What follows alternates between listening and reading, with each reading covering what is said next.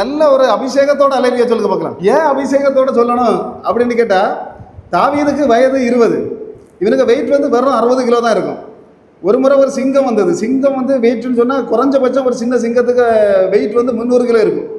300 kilo இருந்தாலும் 60 kilo உள்ள ஒருத்தன் அந்த சிங்கத்தை பிடிச்சி பேப்பரை கிழிச்சு போடுற மாதிரி கிழிச்சு போட்டான் அப்படின்னு சொன்னால் அவன் சின்ன பிள்ளையில குடிச்ச தாய்ப்பாலோட பலம் இல்லை, பெப்சியோட பலம் இல்லை, கொக்கோ கோலாயோட பலம் இல்லை. அவனுக்குன்னு ஒரு பலம், தெய்வ பலம் இருந்தது. அந்த தெய்வ பலத்தோட தான் அவன் எழும்பி பிரகாசிச்சான். அந்த தெய்வ பலம் இன்னைக்கு இந்த தேவ சபைக்கு இருக்கணும். இந்த சிம்சோன் வந்து அப்படியே தெரியல ஆண்டிக்கிட்ட போனான், மடியில் போய் படுத்திருந்தான். படுக்கும்போது இவன் காரில் வந்தானா இல்லை புல்லட்டில் வந்தானா பைக்கில் வந்தானா இதெல்லாம் ஒன்றும் அவளுக்கு அறியண்டான். அவளுக்கு அறிய வேண்டியது சிம்சோனே உன்னுடைய பலம் எங்கே இருக்கிறது. அதாவது உங்களுடைய பலத்தை அறிந்து உங்களோடு போராடுகிற அசுத்த மண்டலங்கள் உண்டு. அந்த மண்டலங்களை இன்னைக்கு இருந்து வெளியே போகும்போதே நீங்க ஜெயித்துக்கிட்டு தான் வீட்டுக்கு போகணும். இன்னைக்கு உபவாச ஆராதனை அப்படிதானே. இந்த வேதாகமத்தில் உபவாசம் இருந்தவர்கள் 20க்கு மேற்பட்டவர்களை போட்டு நான் பார்த்துருக்கேன். 20க்கு மேற்பட்டவர்கள் உபவாசம் இருந்தாங்க அப்படின்னு வேதாகமத்தில் பார்க்குறோம். அந்த உபவாசம்ங்கிறது சில உபவாசங்கள் 2-3 வகையான உபவாசங்கள்ங்கிறது உண்டு. இப்போ கொக்கு அக்கா வந்து உபவாசம் இருக்கும் பார்த்துருக்கீங்களா? கொக்கு போய் வயக்கரையில் உபவாசம் இருக்கும். எதுக்கு? மீன் என்ன நினைக்கும், கொக்கக்கா நமக்காக நம்ம உபவாசம் இருந்து ஜெபம் பண்ணிட்டு இருக்கா போல இருக்கு அப்படின்னு. ஆனால் அங்கே என்னது, மீன் வெளியே வந்த உடனே லபக்குன்னு நினைச்சிக்கிறோம் பிடிச்சப்போ அடுத்தவங்களை விழுங்குகிறதற்காக இருக்கிற உபவாசம் உண்டு. அந்த உபவாசம் இல்லை இன்னைக்கு இந்த நம்ம ஆசாரியோட பட்டணம் செய்ய வேண்டியது, அது வேற உபவாசம். அப்போ இந்த வேதாகமத்தை எடுத்து பார்க்கும்போது உபவாசம் இருந்தாலும் ஒரு 7 உபவாசம் 7 இடங்களில் இருக்கப்பட்ட உபவாசங்கள் என்ன தொட்டது, அந்த 7 உபவாசங்களும் எப்படி இருக்கப்பட்டது, அதனால நன்மை வந்ததா இல்லை? அதாவது உபவாசம் இருந்தவங்களுக்கு எல்லாருக்குமே நன்மை வந்தது அப்படின்ட்டு சொல்ல முடியாது வேதாகமத்தில். அப்போ அப்படி நன்மை வந்ததா இல்லை அவங்களுக்கு தீமை வந்ததா? அவங்க அழிந்து போனாங்களா? அந்த உபவாசத்திலே அழிந்தவங்களும் உண்டு, அழிந்து போனாங்களா? இப்படிப்பட்ட ஒரு 7 விதமான காரியங்களே. அப்போ முதல்ல ஒரு ஆள் இந்த வேதாகமத்தில் பார்த்தீங்கன்னா உபவாசம் இருக்கிறார். யார் அப்படின்னு பார்த்தா 1 ராஜாக்கள் 21-27 வாசிக்க பார்க்கலாம்.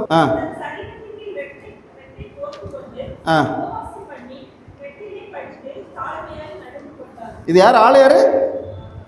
ஆகாப் தாழ்மையாக நடந்து கொண்டான்னு போட்டிருக்கு. உபவாசமும் இருந்தான், இவன் ராஜா. இப்போ பார்த்தீங்கன்னா இஸ்ரவேலை 3 ராஜாக்கள் ஆண்டாங்க. அதாவது முதல்ல 3 ராஜாக்கள் மொத்த இஸ்ரவேலை. சவுல் 40 வருஷம், தாவீது 40 வருஷம், சாலமோன் 40 வருஷம். அப்போ தேவன் திடீர்னு சாலமோன் சொன்னார், நீ என்ன அரண்மனையும் கட்டணும் தேவாலயத்தையும் கட்டணும். அப்போ 20 வருஷமாக 13 வருஷம் அரண்மனையும் 7 வருஷம் அந்த ஆலயத்தையும் கட்டினார். அப்போ கட்டி முடித்தவர் திரும்ப என்ன 1-2 ஆலயத்தை கட்டுவோம் இல்லை ஒரு 2 அரண்மனையை கட்டுவோன்னு இல்லை அவர் ஆசைப்பட்டது. அவர் சில பெண்களை கட்டணும்னு ஆசைப்பட்டார். எத்தனை கட்டணும்னு? பெண்களை கட்டணும்னு ஆசைப்பட்டார். 1-2 கட்டினது 1000 கட்டினார். 1000 பெண்களை கட்டினார். அப்போ இங்கே இருக்க ஆண்கள் செலவு நினைப்பாங்க, ஒன்னோட நான் படக்கூடிய பாடு பெரிய பாடம். இவன் எப்படி 1000 இவனெல்லாம் பரலோக ராஜ்யத்தில் வச்சு பார்த்தா நான் என்ன ஒரு அவார்டு கொடுக்கணும்னு நினைச்சிருக்கேன். 1000 பெண்ணை எப்படி இவன் சமாளித்தாங்கிறது பெரிய விஷயம். அப்போ பாருங்க, இவர் இந்த இப்படி கட்டுறதுனால இந்த பெண்கள் இவரை வந்து வழி விலக பண்ணினார்கள். என்ன செய்தாங்க? சர்ச்சைக்கு கூட்டிட்டு போனாங்கன்னு இல்லை, ஆசாரியோட சர்ச்சைக்கு உபவாச சபத்துக்கு கூட்டிட்டு வந்தாங்கன்னு இல்லை, வழி விலக பண்ணி விக்கிரக ஆராதனைக்குள்ள கொண்டு போனாங்க. அப்போ விக்கிரக ஆராதனைக்குள்ள கொண்டு போனதுனால ஆண்டவர் பார்த்தார், உன்னுடைய ராஜ்யம் 2ஆ பிரிக்கப்படுகிறது. 2ஆ பிரித்தார். அப்போ 2ஆ பிரிக்கும் போது ஒன்று யூதயா ராஜ்யம், இன்னொன்று இஸ்ரேல். அப்போ 2 ராஜ்யமாக பிரிக்கிறது. அப்போ பிரியும் போது அதாவது இதுல யூதாவில் 20 ராஜாக்கள் ஆட்சி செய்கிறாங்க. அந்த இஸ்ரவேல் தேசத்தில் 19 ராஜாக்கள் ஆட்சி செய்கிறாங்க. ஆனால் 20 ராஜா ஆண்ட யூதயா தேசத்தை ஆண்டவர் சில ராஜாக்கள் நல்லவங்க, எசேக்கியா இந்த மாதிரிப்பட்ட 1-2 ராஜாக்கள் நல்லவங்க. ஆனால் இந்த இஸ்ரவேல் தேசத்தை ஆண்ட 19 ராஜாக்களும் ஒருத்தன் கூட கையில தொட ஆகாத கேஸ், ஒருத்தனை கூட கையில தொட ஆகாது, தர டிக்கெட். அப்போ இப்படி இருக்கும்போது அந்த இடத்துல என்னன்னா, அந்த யூதா என்ன சொல்லப்படக்கூடிய நாட்டில் 2 கோத்திரம் தான் இருந்தது, யூதா கோத்திரமும் பென்யாமின் கோத்திரமும். மற்ற இடத்துல இருந்தது மீதி 10 கோத்திரம் இஸ்ரவேல் தேசத்தில். அப்போ இப்படி இருக்கும்போது அங்கே என்ன சம்பவிக்குதுன்னா, ஆகாப்புங்கிற ராஜா, இப்போ நம்ம வாசித்த ஆகாப் ராஜா வந்து 7வது ராஜாவாக வருகிறான். இந்த ராஜாவாக இஸ்ரவேல் தேசத்துக்கு. இஸ்ரவேல் தேசத்தில் ஏற்கனவே வச்சுன்னா ஒருத்தன் கூட கையில் எடுக்க முடியாத கேஸ். அப்போ இது வந்து அந்த 20லையும் படுமோசமான தர டிக்கெட் யாருன்னு கேட்டால் இந்த ஆகாப் ராஜா. அப்போ இவன் ஆட்சிக்கு வந்த உடனேயே முதல்ல என்ன செய்தான் அப்படின்னு சொன்னா, பக்கத்து சீதோன் நாட்டில் போய் ஒரு பிசாசா கல்யாணம் பண்ணான். யாரை பண்ணா? ஒரு பிசாசா, அதாவது பெரிய பிசாசா இருந்தது. அப்போ என்னன்னா, அது வந்து சீதோன் நாட்டை சேர்ந்தவள். அப்போ சீதோன்கள் யார் அப்படின்னு கேட்டால் நம்ம வேதாகமத்தை ஆராய்ந்து பார்க்கும்போது அங்கே தெரியும், நோவாவுக்கு பிள்ளைகள் பிறந்தாங்க. நோவாவுக்கு பிறந்த பிள்ளைகளுடைய பேரனாக வந்தவன் தான் கானான் என்கிற ஒருத்தர் இருந்தான். கானானுக்கு பிறந்தவங்க தான் கானானிய ஜாதிகள். கானானிய ஜாதிகள் 7 விதமாக இருந்தாங்க, அதுல ஒன்று சீதோனிய ஜாதிகள். அப்ப அந்த ஜாதிகள்ல ஏகதேசம் இவங்களுடைய சொந்தக்காரங்க தான், வேற ஒன்றும் இல்லை, குடும்பக்காரங்க தான். அப்ப இவன் போய் அங்க போய் கல்யாணம் பண்றான். அது வந்து பெரிய விக்கிரகத்தை ஆராதிக்கிற இவன் வந்து ஸ்ரீதனம் கொண்டு வந்தான். ஸ்ரீதனம்னா நம்மள மாதிரி ஒரு 100 நகையை கொண்டு தான் நினைக்கப்படாது. ஊருக்குள்ள இருந்த விக்கிரகங்களை பறக்கிட்டு இவன் கல்யாண வீட்டுக்கு போனாலும் சரி, இளவு வீட்டுக்கு போனாலும் சரி, விக்கிரகத்தோட தான் என்ன செய்வான், போவா. அப்ப இப்படி கொண்டு வந்தவ இங்க வந்து என்ன செய்தா அப்படின்னா, முதல் வேலையாட்டு தேவனுடைய தீர்க்கதரிசிகளை கொலை செய்தான். என்ன செய்தா? தேவனுடைய தீர்க்கதரிசிகளை கொல்றதுதான் இவளுக்கு முதல் வேலையாக இருந்தது. அப்ப அந்த நேரத்துல 3 ராஜாக்களுடைய ஆட்சியில ஒருத்தர் தீர்க்க தரிசனம் சொல்லிட்டு இருக்காரு. இயேசு கிறிஸ்து பிறப்பதற்கு 650 வருடங்களுக்கு முன்பாக என்ன சொல்லிட்டு இருக்காருன்னா, ஆகாப்புங்கிற ராஜா, அகசியாங்கிற ராஜா, இந்த யோராம்ங்கிற ராஜா, இந்த 3 ராஜாக்களுக்கு வரிசையாக அவங்க காலங்களில் தீர்க்க தரிசனம் சொல்லி கொண்டிருந்த ஒரு தீர்க்க தரிசி தான் யாரு? இந்த எலியா தீர்க்கதரிசி. அப்ப இந்த எலியா தீர்க்கதரிசியை கண்டா இஸ்ரவேல்ல இருக்க ராஜாக்களும் நடங்குனாங்க, யூதாவில் இருக்க ராஜாக்களும் நடங்குனாங்க. எல்லாருக்குமே இவரை கண்ட விரைகள். அப்படி அவங்க இருந்து கொண்டிருந்த காலத்துல இந்த பிசாசு மட்டும் என்ன செய்தா, இவனை கொல்லணும்னு இறங்குறான். யார? எலியாவை கொல்லணும் அப்படின்னு இறங்குனது ஒரு ஆண் அல்ல, இறங்குனது ஒரு பெண் தைரியமாக இறங்குறான். அப்ப இவன் துணிந்து என்ன செய்துட்டான்னா கொலை செய்யப்பாரு. எல்லா இன்சார்ஜும், நாட்டில் உள்ள முழு இன்சார்ஜும், இஸ்ரவேல் தேசம் முழு இன்சார்ஜும் இவன் தான் கையில் வச்சிருந்தான். அப்ப என்னன்னா, ராஜா வந்து இவளுடைய புருஷன் ஆகாப் தான், அவன் முன்னதான் நிற்பான். இவ பின்னால இருந்து என்ன செய்வான், தள்ளக்கூடிய ஆளுகள். இன்னைக்கு அநேக பேர் சபையில பின்னால இருந்து தள்ளுவாங்க பிடிச்சு. இந்த பின்னால இருந்து தள்ளக்கூடிய கேசுகள் எல்லாம் ஆண்டவர் ஒரு நாள் பிடிப்பார் கையும் களவுமாக. இப்ப ராஜாவுக்கு ஒரு நாள் ஒரு ஆசை வந்தது, அவளுக்கு வரல, ராஜாவுக்கு அப்படி அந்த புறத்துல அப்படியே நடந்து கொண்டு இருக்கும் போது ஒரு ஆசை வந்தது. பக்கத்து இதுல நாபோத்துக்கு திராட்சை தோட்டம் இருக்கு. என்னது இருக்கு? ஆமா, நம்ம இதுல பக்கத்துல தென்னந்தோட்டம் இருக்கு. அவருக்கு என்னது இருந்தது? ஆமா, திராட்சை தோட்டம் இருந்தது. அப்ப அந்த திராட்சை தோட்டத்தை பார்த்தோம்னா இவளுக்கு ஆளுக்கு ஆசை வந்துட்டு. அப்ப ஆசை வந்துன்னா சில பேர் சில விஷயங்கள் செய்வாங்க. என்ன செய்வாங்கன்னா, நான் ஒரு சர்ச்சில் இது மட்டும் தான் பிரசங்கம் பண்ண, பெரிய சர்ச்சை பெரிய 2000க்கு மேலே இருக்கக்கூடிய ஆட்கள் இருப்பாங்க. அதை பிரசங்கம் பண்ணிட்டு பாஸ்டர்கிட்ட சாப்பிட்டுட்டு பேசிட்டு இருக்கும்போது இந்த சொத்து யாருக்கு அப்படின்னு கேட்டேன். அவர் சொன்னாரு, இப்போ வேற ஆளு கையில தான் இருக்கு, இனி நமக்கு இப்போ மாற போகுதுன்னாரு. அப்ப ஏன் எப்படி மாற போகுது அப்படின்னு கேட்ட ஒரு ரூபாயை கொண்டு உள்ள புதைச்சி வச்சுட்டு நான் ஜெபம் பண்ணிட்டு இருக்கேன். எப்படி அந்த சொத்து அடுத்தவன் சொத்து எனக்கு வரணும்னுட்டு இவரு உபவாசம் போட்டு ஜெபம் பண்ணிட்டு இருக்காராம். அப்ப இதை மாதிரி தான் இந்த நாபோத்துங்கிறவருடைய திராட்சை தோட்டத்துக்கு மேல ஆசை யாருக்கு வந்தது? ராஜா வந்து அந்த நாடு முழுமே அவனுக்கு சொந்தம் தான். ஆனா இவனுக்கு என்னன்னா இந்த திராட்சை தோட்டத்துக்கு மேல ஒரு ஆசை. அப்ப இப்படி ஒரு ஆசை வந்த உடனேயே இவன்கிட்ட போய் கேட்டா, உனக்கு ரெட்டிப்பாக நீ இப்போ 10 சென்ட் தந்தீங்கன்னா உனக்கு எத்தனை சென்ட் தரானா? 20 சென்ட் நான் தரேன். நான் உனக்கு நீ என்ன செய்யணும், இந்த எனக்கு தோட்டத்தை தரணும் அப்படின்னு அவன் சொன்ன உடனேயே அங்க என்ன நடக்குதுன்னா, இவன் தரமாட்டேன்ட்டான்.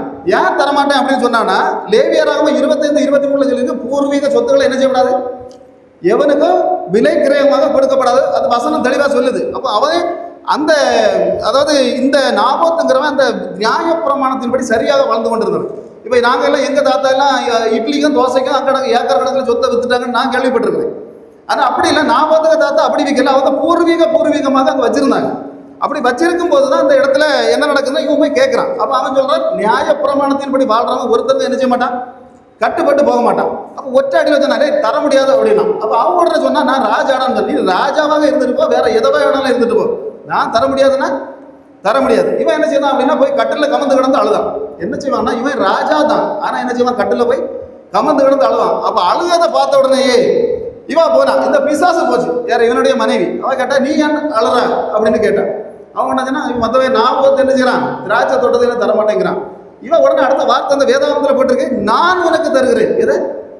நாட்டுக்கு ராஜாவுக்கிட்ட இவன் சொல்றா, நான் இந்த திராட்சை தோட்டத்தை உனக்கு தருகிறேன். அழகாக ஒரு லெட்டர் எழுதுனா, பஞ்சாயத்து பிரசிடண்ட்டுக்கு எழுதுனா. என்ன எழுதுனான்னா, இவரை பிடிக்கணும். இவனை பிடிச்சி என்ன செய்யணும் நீங்க, அதாவது 2 பேலியானின் மக்களை கூப்பிட்டு தேவனுக்கு எதிராகவும் ராஜாவுக்கு எதிராகவும் இவன் களம் இறங்குறான் அப்படின்னு சொல்லி கள்ள சாட்சி சொல்லி நீ என்ன செய்யணும் அப்படின்னு சொல்லி ஒரு லெட்டர் எழுதுறான். அப்போ லெட்டர் எழுதுன உடனே அந்த லெட்டர் வாங்கினாங்க, அதே போல கொண்டு போனாங்க. 2 பேலியானின் மக்கள் சாட்சி சொன்னாங்க.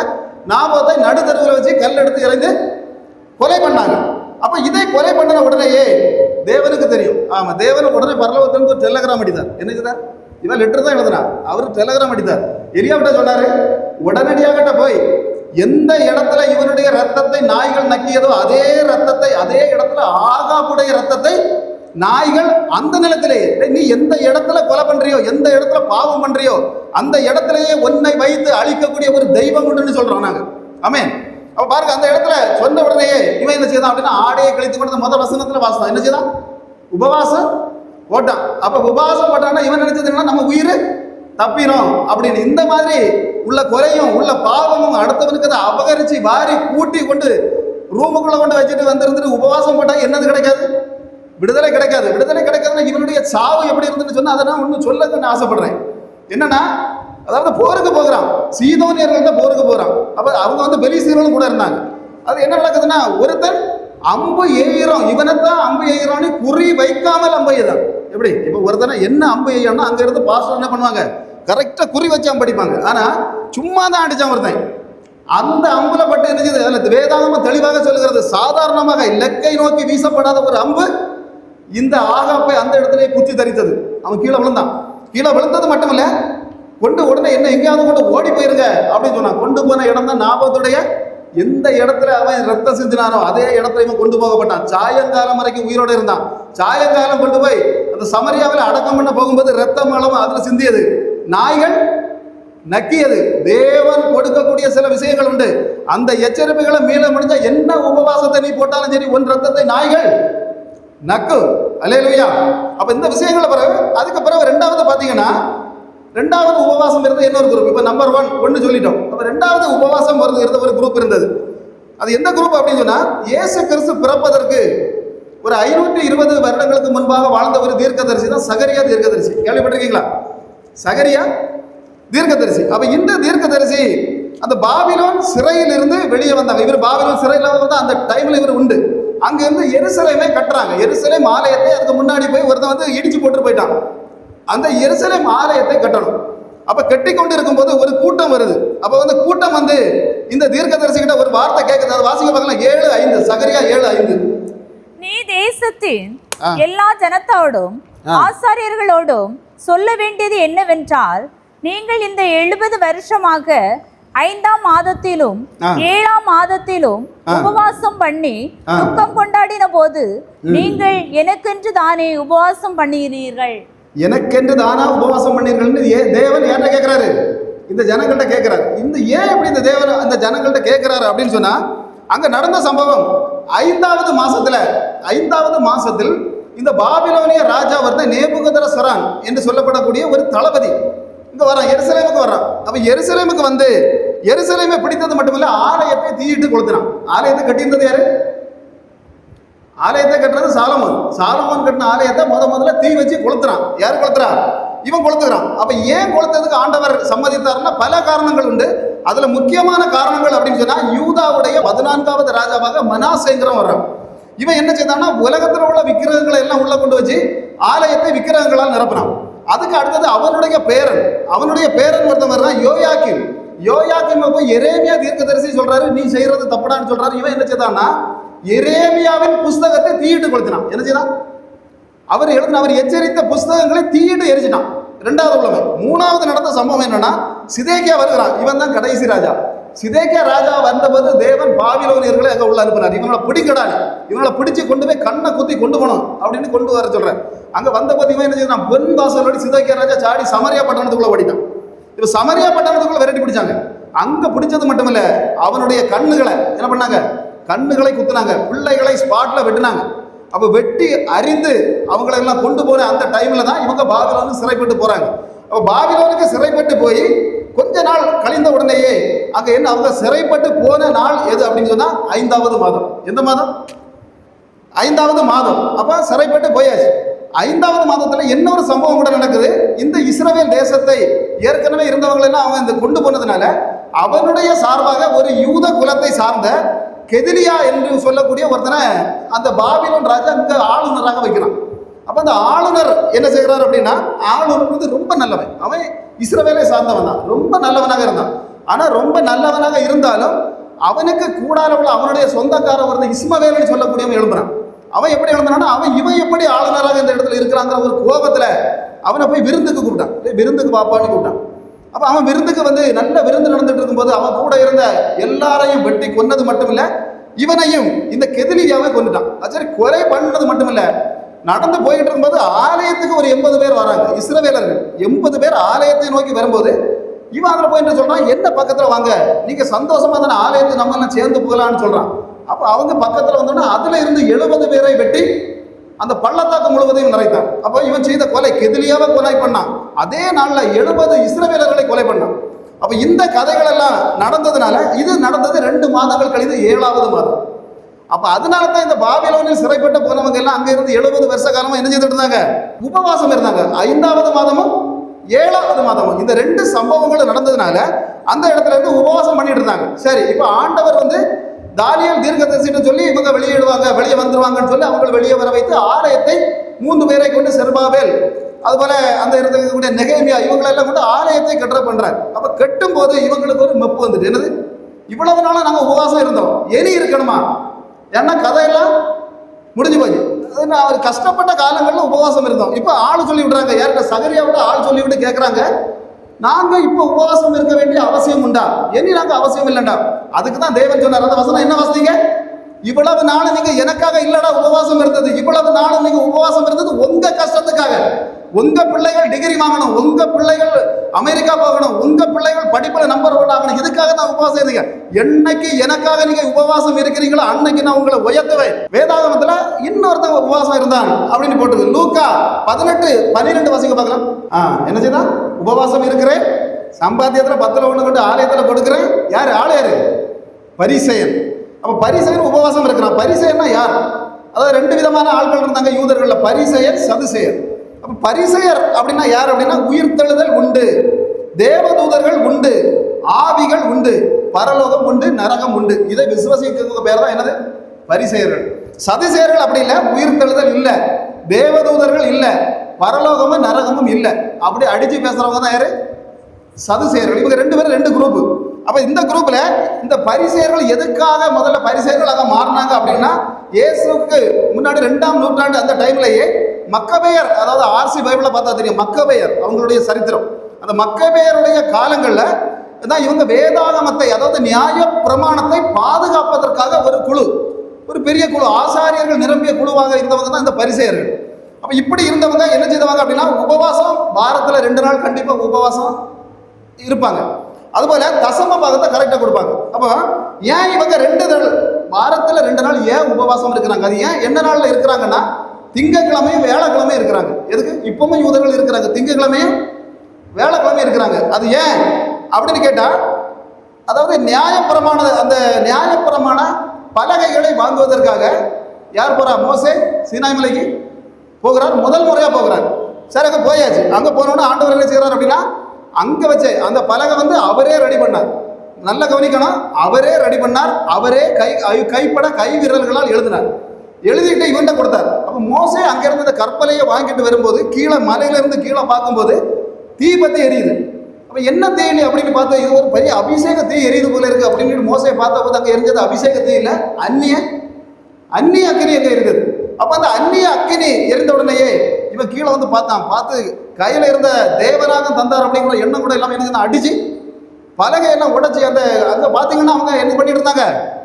4 காலும் 1 வாலும் உள்ள ஒரு தெய்வத்தை வணங்கிட்டு இருந்தாங்க. தெய்வத்துக்கு என்னங்க 4 காலம் 1 வாரம் இருக்குமா? இப்போ நிறைய தெய்வங்களுக்கு 4 காலம் 1 வாரம் இருக்கு. ஆனா 4 காலம் 1 வாரம் உள்ள தெய்வத்தை உடனடியாக நொறுக்கி அவங்கள என்ன செய்யலாம்? அப்படியே கசாயம் போட்டு நீங்க குடிக்கலாம்னு கொடுத்தது மட்டுமல்ல, கற்பலைகளை என்ன செய்யலாம்? மோசே அடித்து நொறுக்கினான் அப்படின்னு போட்டிருக்கு. அப்ப 2வது இவங்க பாவத்தை அறிக்கையிடுறாங்க. அப்ப இன்னும் எங்களுக்கு நியாயப்பிரமாணம் வேணும் அப்படின்னு மோசே கிட்ட சொன்ன உடனே மோசே திரும்பவும் மேலே போறார். 40 நாள் உபவாசம் இருந்து அங்க போன உடனே அங்க 2வது தேவன் கொடுக்கிறார். ஆனா முதல் கொடுத்த கற்பலைக்கு 2வது கொடுத்த பலகைக்கும் வித்தியாசம் உண்டு. தேவன் சொன்னார், நீ பலகையை எடுத்து கொண்டு வா, அதில் நான் எழுதி தருகிறேன். முதல்ல அவரே தான் ரெடி பண்ணார், அவரா தான் கொடுத்தார். ஆனா 2வது கொண்டு போகப்பட்ட கற்பலகை வந்து இவன் ரெடி பண்ணி கொண்டு போனார். அங்க போய் தேவன் எழுதியதாரு, எழுதி கொடுத்தார். அப்ப இந்த கற்பலை முதல் முறையாக வாங்க போன நாள் திங்கக்கிழமை அப்படின்னு யூதர்கள் என்ன செய்றாங்க? நம்புறாங்க. அப்ப 2வது முறையாக சீனாய் மலைக்கு கடந்து போய் அடுத்த கற்பலை உடைத்த பிறகு வந்து வாங்கின கற்பலையை வாங்கின நாள் வியாழக்கிழமை அப்படின்னு இன்னைக்கு யூதர்கள் அவங்க மரபுப்படி நம்புறாங்க. அப்ப இந்த 2 சம்பவங்கள்னால மட்டும்தான் இவங்க திங்கக்கிழமையும் வேலைக்கிழமையும் யூதர்கள், அதுலேயும் குறிப்பா பரிசேயர்கள் உபவாசம் இருக்கிறாங்க. அங்க உள்ளக்கூடிய ஆலயங்களுக்கு பேர் இப்போ ஆலயம் இல்லை, சினகோக்கள்னு சொல்றாங்க. இந்த சினகோக்கள்ல கண்டிப்பா இவங்க வந்து இந்த திங்கக்கிழமையும் வேலைக்கிழமையும் போய் இவங்க உபவாசம் இருப்பாங்க. அப்ப இயேசுவின் காலத்துல அது முன்னாடி முதல்ல நல்ல ஜோரா நடந்துருந்து நல்லதா நடந்துருந்தது. ஆனா இயேசுவின் காலம் அப்படி வரும்போது இவங்க ஓவர் ஆக்டிங் பண்ண ஆரம்பிச்சாங்க. என்ன செய்தாங்க? Over acting. அப்ப என்ன பண்ணுவாங்கன்னா, ஒரு கொத்தமல்லியோ இல்லை கடுகோ சீரகமோ வாங்கினாலும் அந்த கடைக்காரங்க முன்ன வச்சு தசம பாகத்துக்கு எண்ணுவாங்க. கடுகை எண்ணினாக்க அந்த கடைக்காரன் வளர்ந்தானா? இன்னைக்கு கடுகு வாங்குறான், அந்த கடுகுல தசம பாகத்தை எண்ணி 1000 கடுகு இருந்ததுன்னா 100 கடுகு கடைக்காரருக்கு முன்னாடி என்ன செய்வாங்க, மாற்றி வைப்பாங்க. அப்போ இப்படிப்பட்ட அளவுக்கு அதிகமான, இப்போ ஒரு வேதாகமத்தை படிக்கணும் அப்படின்னு சொன்னால் என்ன பண்ணுவாங்கன்னா, ஒரு புளிய மரத்துக்கு மேலே மாமரத்துக்கு மேலே உயர ஏறினா என்ன செய்வாங்க, படிப்பாங்க. அப்போ இப்படிப்பட்ட உபவாசம் இருந்தால், உபவாசம் இருந்து வரும்போது அப்படியே அந்த ஐசியூவில் இருக்கக்கூடிய நோயாளி வெளியே வந்தால் எப்படி இருப்பாரு, இப்படி முகத்தை வச்சிருப்பாங்க. இல்லைன்னா கல்லறை தோட்டத்துக்குள்ளேருந்து வரவன் எப்படி வந்தால் எப்படி இருக்குமோ அது மாதிரி முகத்தை அப்படி இருமாப்பா, அதாவது ரொம்ப பாடுபட்டு வேதனைப்பட்டு இருந்தது மாதிரி இப்படி வச்சிருந்தாங்க. அப்போ இதையெல்லாம் பார்த்துக்கிட்டு தான் தேவன் சொன்னார், வெள்ளை அடிக்கப்பட்ட கல்லறைகளை, இவங்களை பார்த்துட்டு தான் சொன்னார், வெள்ளை அடிக்கப்பட்ட கல்லறைகளை. அப்போ இவங்க உபவாசம் இருந்தாங்க. ஆனால் ஆண்டவர் சொன்னார், உங்க உபவாசம் நீங்க வெள்ளை அடிக்கப்பட்ட கல்லறைகள், உங்க உள்ள இருக்கிறதெல்லாம் செத்து போன எலும்பு. அல்லேலூயா. அப்போ அந்த அவங்களுடைய உபவாசத்தை தேவன் என்ன செய்யல, ஏத்துக்கிடவே இல்லை. அப்ப 4வது நம்ம பார்க்க போனா தானியேல் இருந்தார். யார் இருந்தார்? தானியேல் இருந்தார். பார்த்தீங்கன்னா பாபிலோன் சிறையில் இருக்கிறார் தானியேல். 60 வருஷம் இருக்கிறார். 60 வருடம் ஆன பிறகு, அதாவது இவங்க அங்க பாபிலோனுக்கு கொண்டு போகப்பட்டு 60 வருடம் ஆயாச்சு. திடீர்னு எரேமியாவோட புஸ்தகத்தை அவர் வாசிக்கிறார். யார் வாசிக்கிறார்? தானியேல். யாரு? தானியேல் பெரிய தீர்க்கதரிசிகள் ஒரு தீர்க்கதரிசி. யாரு? தானியேல். தானியேல் யாருக்கு புஸ்தகத்தை வாசிக்கிறாருன்னா, எரேமியாவுக்கு புஸ்தகம் கையில் கிடைக்குது. அவர் எப்படிப்பட்ட தீர்க்கதரிசி? பெரிய தீர்க்கதரிசி 4 பேர்ல இவங்க 2 பேரும் ஒரு தீர்க்கதரிசிகள். அதுல அவருடைய புஸ்தகத்தை இவர் வாசிக்கிறார். வாசிக்கும் போது அதில் எழுதி வச்சிருக்க, எரேமியா தெளிவாக எழுதி வச்சிருக்காரு, 70வது வருஷம் பாபிலோன்ல இருந்து நீங்க எங்க போவீங்க, இஸ்ரவேல் தேசத்துக்கு போவீங்க அப்படின்னு அங்கே எழுதி வச்சிருக்கு. தானியேல் பார்த்த உடனே, ஆண்டவரே அப்ப என்ன 10 வருஷம் தான் இருக்கு, நான் என்ன செய்யறேன், உபவாசம் இருந்து ஜபிக்க போறேன். என்னது, ஊருக்கு போனா என்ன செய்யணும், உபவாசம் இருக்கணும். வீட்டுக்கு போனா என்ன செய்யணும், உபவாசம் இருக்கணும். ஒரு சர்ச்சைக்கு போனா இல்ல ஒரு வேலைக்கு போனா எங்க போனாலும் என்ன வேணும், உபவாசம் இருந்த இடம் என்ன செய்யும், உயரம். உடனே தானே 21 நாள் ஏற்பட்டா பாஸ்டிங் பிரேயர் ஏற்பட்டானா தானியேல் பாஸ்டிங் பிரேயர் போடுறாரு. ஆனா அங்க நடந்த சம்பவம் என்ன அப்படின்னா, 21 நாளும் பரலோகத்திலிருந்து பதில் வரல. 5வது நாள் வரல, 8வது நாள் வரல, 9 வரல, 20 நாள் வரைக்கும் வரல. 21வது நாள் கபிரியல் தூதன் வர. கபிரியல் தூதன் சொன்ன ஒரு வார்த்தை உண்டு. என்ன வார்த்தை அப்படின்னா, கேட்டிருக்கீங்களா? என்ன வார்த்தை சொன்னானு, நீ என்றைக்கு உபவாசம் இருந்தாயோ அந்த நாளே பரலோகத்திலிருந்து பதில் தரும்படியாக நான் வந்தேன்.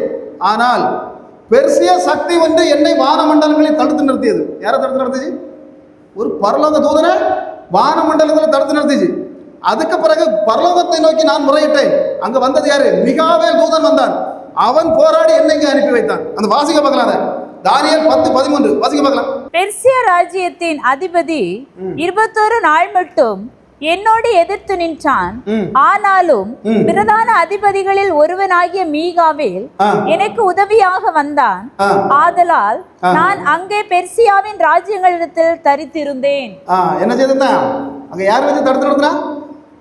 அல்லேலூயா. நீங்க எவ்வளவு உபவாசம் போட்டாலும் வான மண்டலத்தில் நம்முடைய ஜெபத்தை கூரைக்கு மேல போக விடாதபடி தடுத்து நிறுத்துகிற அந்தகார சக்திகள் 3 சக்திகள் உண்டு பவுல் சொல்றார். வான மண்டலத்தில் பொல்லாத ஆவிகள், துரைத்தனத்தின் ஆவிகள், 3 விதமான ஆவிகள் அங்க உண்டு. நம்ம எவ்வளவு பிரேயர் பண்ணாலும் என்ன செய்யும், தடுத்த இந்த ஆவிகளை அடித்து நுறுக்கிறது எப்படிங்கிறத வேதாகமத்தின் ரகசியம். அதை அறியணும். அறிஞ்சுதான் ஜபிக்க ஆரம்பிக்கணும், உபவாசம் பண்ண ஆரம்பிக்கணும். தடுத்து நிறுத்தி ஒரு தூதனை, மிகாவேல் கபிரியல் தூதனை தடுத்து நிறுத்தி ஒரு சக்தி, அவனால அவனை மேற்கொள்ள முடியவில்லை. 2வது வந்த மிகாவேல் தூதன் தான் அவனை அனுப்பிக்க விடுறான். அங்கு யுத்தம், வானத்துல யுத்தம் நடக்கிறது. வர்றான், வந்தவன் பதில் சொல்றான். என்ன வார்த்தை? 21 நாள் மட்டும் அவன் என்னை தடுத்து நிறுத்தினான், நான் இப்போ பதில் கொடுக்க முடியாது. அப்ப பரலோகம் நீங்க உபவாசம் இருந்த உடனே பதில் தரக்கு ரெடி. இன்னைக்கு இந்த இடத்துல நீங்க உபவாசம் ஆராதனையில வந்து இருந்த உடனே பரலோகம் என்ன செய்யும், பதில் தரதுக்கு ரெடியா இருக்கும். ஆனால் அதை தடுத்து நிறுத்துகிற அசுத்த மண்டலங்கள், அதுதான் தள்ளப்பட்ட தூதர்களின் ஆவிகள். இந்த ஆவிகள் போராடிட்டே இருக்கு, நமக்கு பதில் வரக்கூடாது. அப்ப நாம அதுக்கு மேல மேல மேல இருந்து ஜபிக்கும் போதுதான் பரலோகம் யுத்தம் செய்யும். எனக்காக பரலோகம் யுத்தம் செய்யணும்னு சொல்றவங்க மட்டும் நல்ல கரங்களை தடுக்க பார்க்கலாம். ஒரு விஷயத்தை சிம்பிளா சொல்றேன். 7 பேரை பார்த்தோம், அப்படிதானே? ஆகாப் என்ன செய்தான்? உபவாசம் இருந்தான். ஆனால் உபவாசம் என்ன செய்யல, பரலோகம் அங்கீகரிக்கல. அவன் செய்தது கொலை, கொள்ளை, என்னென்ன தப்புகள் செய்யணுமோ செய்தான். அதனால அவனை